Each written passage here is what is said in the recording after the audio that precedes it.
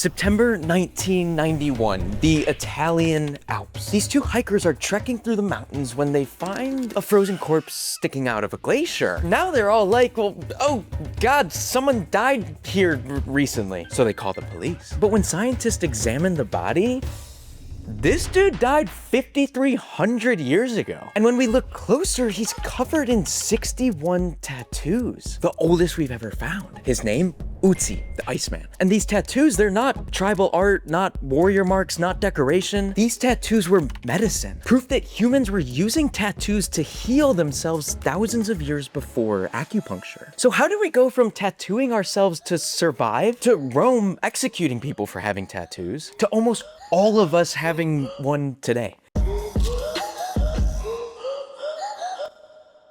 Okay, so first we gotta understand how tattoos probably started. Because nobody woke up one day and was like, I'm gonna stab myself with a sharp stick and rub ash in it. Tattoos were an accident. Someone gets cut or scraped, then ash or soot from a fire gets into the wound. They clean it up and it heals. But the mark never fades. And humans realize, oh wait, ska whole permanent marks. So when scientists found Ötzi in 1991, they didn't just find a 53-year-old frozen dude. They found a walking medical textbook. 61 tattoos across his body. And what's crazy is they're not random, they're not decorative. They're placed exactly on his pain points. So lower back, that's where he had spinal degeneration, low back pain. Knees and ankles, well, joint wear and arthritis. Wrists, these bracelet-like bands. Ötzi was treating chronic pain by marking pressure points on his body.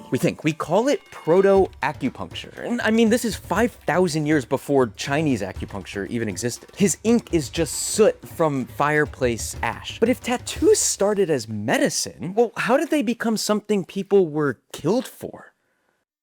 Okay, so once humans figure out like, hey, we can permanently mark skin, the idea spreads everywhere. Egypt, 2100 BC. Women are getting tattooed with geometric lines and dots to enhance their fertility. Like here in Nubia, modern day Egypt, 400 BCE. They find this mummy with a tattoo of Bes, the god of fertility and childbirth. Tattoos become a way to connect your body with a higher power. But then ancient Rome shows up and changes everything, forbidding citizens from getting tattoos. Why? Well, because here, if we have the human body, slapping a tattoo on it would defile the pure human form. The body is sacred. The marking it would be sacrilege. And this is where tattoos become real negative Nancy. Humans start using them as weapons, marking criminals with tattoos for permanent punishment. So imagine you commit a crime, well, they tattoo it on your face. Can't hide it, can't erase it, everyone knows what you did. Then Roman slaves are tattooed so that they can't escape. Your skin brands you as property. And if you run away, well, anyone who sees you knows exactly who you are. And also they're marking prisoners of war so that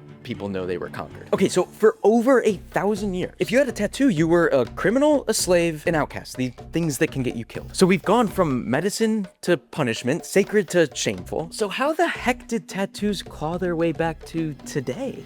Well, as Rome is trying to control who is tattooed, Roman soldiers start tattooing themselves as badges of honor for unit identification and military pride. Then sailors and pirates start getting tattoos for the same reasons. Every port city you visit, tattoo. Every near-death experience, tattoo. Each tattoo tells a story. Like the swallow. You tattoo one for every 5,000 nautical miles you've traveled. Or a harpoon, the marker of a whaler or fishing fleet. Or that anchor you always see. Yeah, that means you've crossed the Atlantic. So this spreads like mad. Indigenous cultures worldwide never stop. Polynesia, Japan, Africa, the Americas. But something big comes in 1891. This guy, Samuel O'Reilly. He invents the electric tattoo machine. So these things become faster, more precise, more accessible. Mass adoption of tattoos begins. To where today, 50% of millennials have at least one tattoo. We've come full circle. Tattoos are medicine again. The first tattoos weren't about rebellion. They weren't about art, they were about survival. Ötzi marked his skin to heal chronic pain. And 5,000 years later, well, we're doing the same thing. We mark our skin to remember, to heal, to feel alive. Ötzi understood that 5,000 years ago, and that's what we think he looked like. See you next week for more smart nonsense.